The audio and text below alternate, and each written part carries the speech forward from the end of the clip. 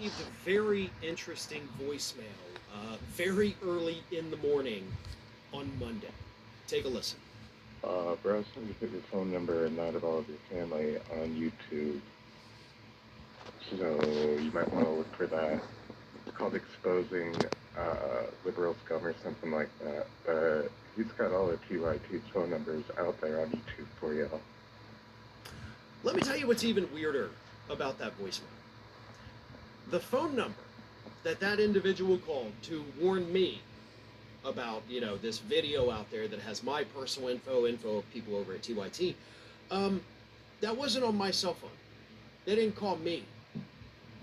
They called my mother, because whoever it is that has posted this information, as the caller said, posted all of the phone numbers for all of my family members as well. This is just the latest in what has become far too common for me in the last month and a half since the election. My mother has received threatening phone calls.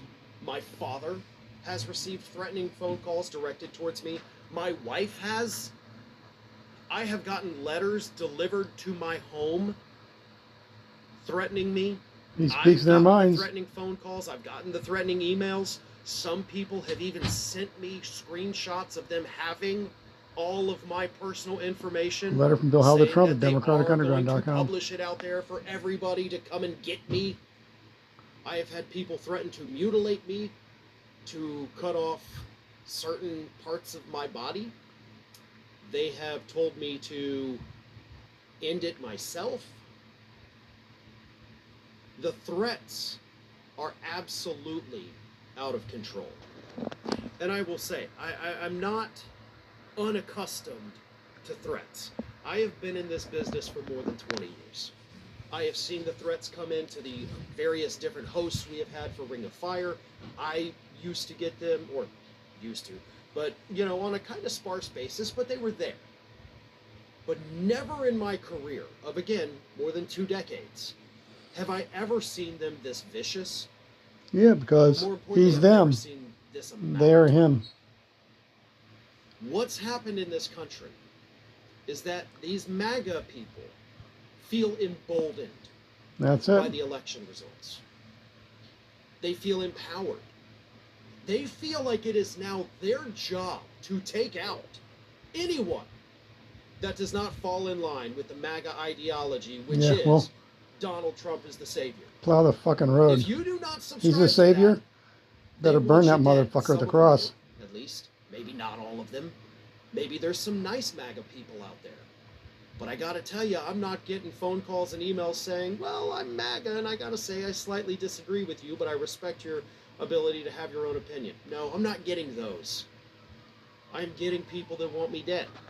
And again, as this caller mentioned in the voicemail to my mother, it's not just me. It's everybody at TYT. It's Majority Report. It's David Pakman. It's Jesse Dollemore. It's everybody that does this.